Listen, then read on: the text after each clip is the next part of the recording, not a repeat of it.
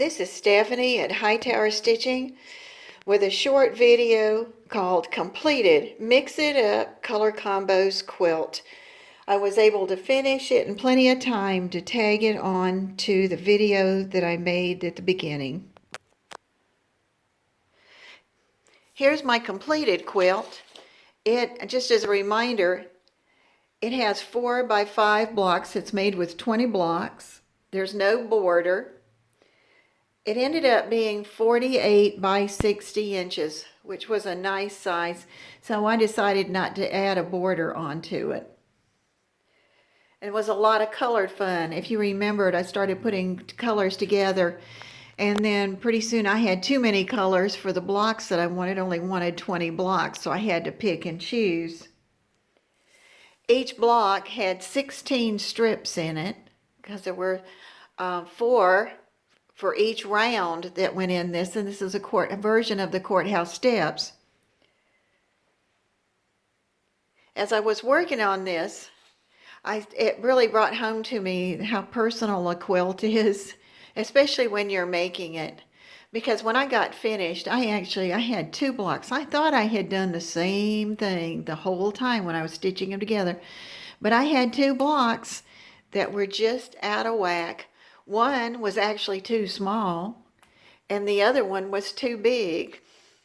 So the small one was easy. I was able to find a piece of the fabric that I had, and I put it on there. The big one made me nervous because I really have a problem with cutting things down. So I said, I'm just going to try and put this together and see how it fits. And I want you to know that it did fit, and you can't even tell which one it is. You can barely tell the one that I added into. But this was my quilt and for my entertainment. And the funny thing was, when I was finished with it, the first person that saw it said, "This makes me smile. It's so bright and airy." And that's why I wanted to go ahead and add it on and tag it on for you. And I did machine quilt it, and I want to show you the pattern I used. This has been a fun pattern, and it's a fill that I got off the internet. The basic pattern is right here in red, that starts with a tail, a little head, and then put him some hair on there, go around, and then you start back the other way. And this is really neat, and you can go as many times as you want to, depending on how much space you have.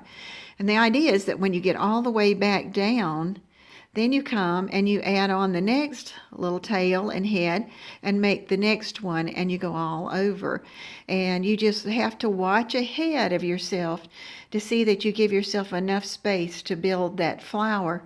And then along in there, even though this wasn't huge, you still get kind of bored. You just keep moving it and moving it. So every once in a while I'd stick some hearts in it with some leaves, and then some leaves. The other thing that I noticed with using this pattern, I had a tendency on my sewing machine to put my hands far out, like maybe even 8 inches away from the needle. And I all of a sudden realized I was really working my shoulders doing that. So I pulled my hands back in and did it a little tighter. And then that made some of my flowers tighter too. But it turned out, and I even was able, sometimes when I got bored, I worked a feather pattern in a couple of places. And then I thought, what kind of a backing am I going to use? And so I sort of auditioned, and I had the quilt layout, and I got out some fabrics, and this is what I ended up with. If I can get it to stay up here on my rack. There it goes. And I want you to know, as odd as that is, it's got the browns and the orange and the purples and the tans, and it really added to it. And then I just put brown binding around there, that cocoa binding.